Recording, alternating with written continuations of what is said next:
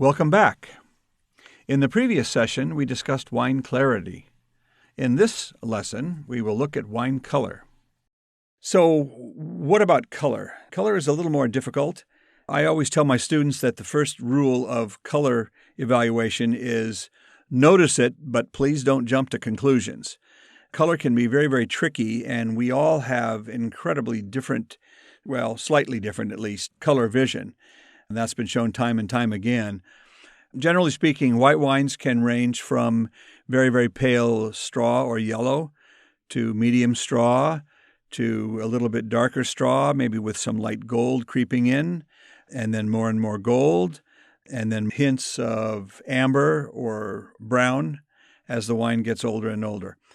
So again, to run through that, watery or stripped looking to very pale straw plus, medium straw minus, and medium straw plus can certainly be used. Medium straw, touch of gold, medium straw, touch of gold, slight amber, and so on. Interestingly enough, we can make a general statement about white wine color that white wines tend to darken as they age. They may start out darker, but however they start out, they will darken with age.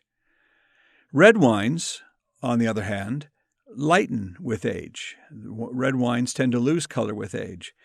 As a third part to that general rule, both red wines and white wines tend to gravitate towards amber or brown or adobe type colors when they age.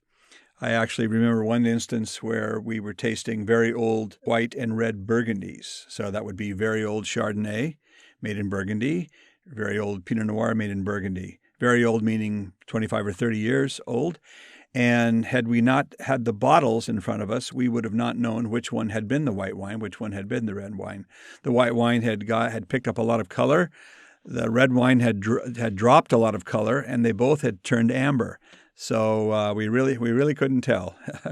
Needless to say, those wines were actually quite overaged and over the hill.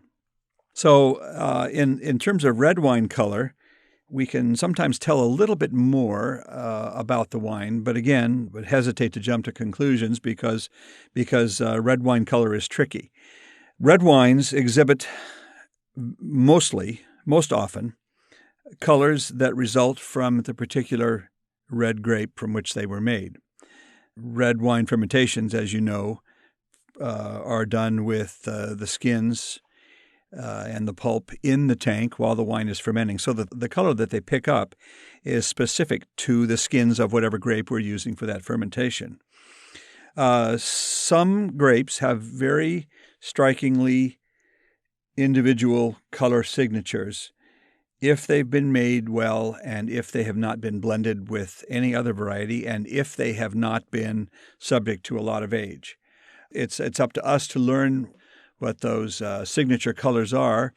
Later on, when we go through the flavor signatures of the top 8 white varieties made into wine and the top 8 red varieties, I'll make specific comments about the colors that we can expect.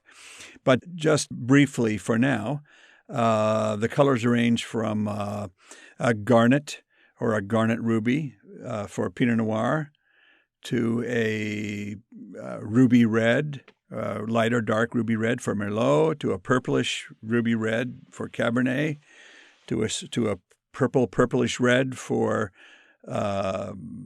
Zinfandel, to a very purplish purple for varieties such as Syrah, particularly Syrah grown in a cooler climate. So if any of those particular varieties are blended with any other varieties, that can alter the color that you actually see. I walked into a famous California Central Coast tasting room a while back and was offered a glass of their new release Pinot Noir to taste, and it was very purple. And I said, "Oh, what's this?" And they said, "Well, it's our new release Pinot Noir." And I said, "Really? That's an astounding color for this Pinot Noir." Of course, I was very respectful. And they said, "Well, yes, this is due to our new 123 XYZ clone from Dijon." And so I said nothing, and I enjoyed the wine. It was terrific wine, but the color was completely wrong and inappropriate and non-traditional for Pinot Noir. So, of course, they had blended something in. Did that ruin the flavor of the Pinot Noir? No, not really. Did that ruin all the taste and aftertaste and finish of the Pinot Noir? Not at all.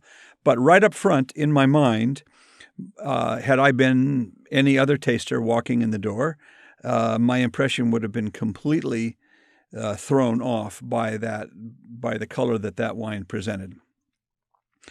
There's something else that we can notice with red wine color. As we tip the glass again, let me make just a brief comment on the size of glass that we might want to use and the size of the amount of wine that we might want to pour into that glass. Let's say we have a 6 or 7 ounce wine glass, and let's say that we've poured about an ounce into it. So we're going to take this glass, and proper wine glasses have stems, by the way. Since they have stems, I can hold it by the stem and tilt the bowl of the glass away from me against that lovely copier paper white background with a good light source. And I can spread, by tipping the glass at a 45-degree angle, I can spread that red color out so that I have a thin rim of color to look at, and I have a deeper core of color to look at.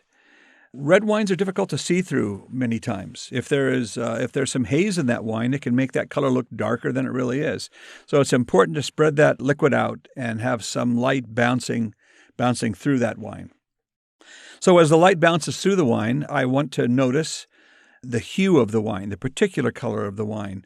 Does it stay the same from the darker color that I see in the deeper core of the liquid to the thinner liquid that I see around the rim? Is that color the same throughout? If it is, that's an indication that the wine color is at a stable point in its life, and that the wine is probably fairly young, maybe just a couple of years old, or maybe up to 4 or 5 years old.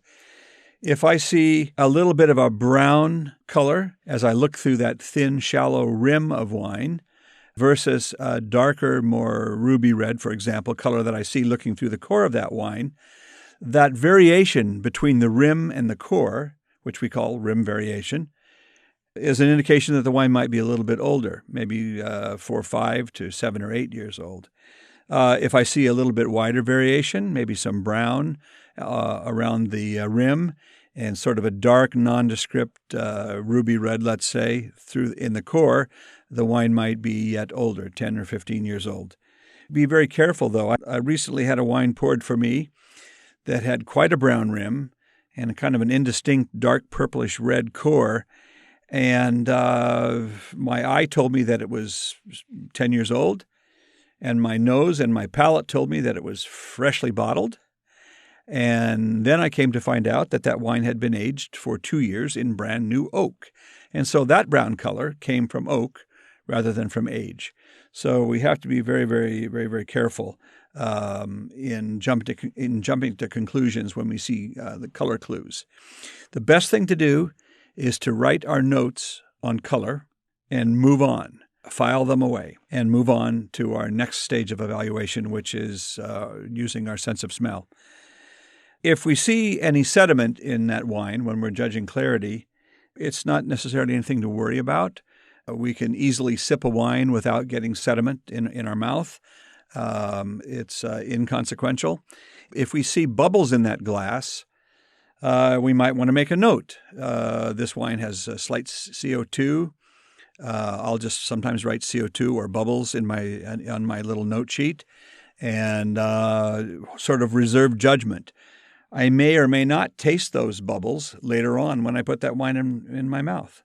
The bubbles may be very, very slight. They may be transient.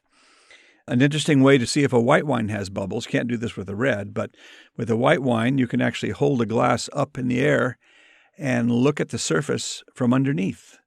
It's easier to see floating bubbles from underneath when you have a good light source than it is sort of looking down on the wine. Looking down on the wine, you may not see them, or you may think that they are actually sediment, but you can definitely see floating bubbles looking underneath at the surface of a wine.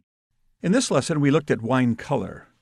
In our next lesson, we will turn our attention to that first sniff.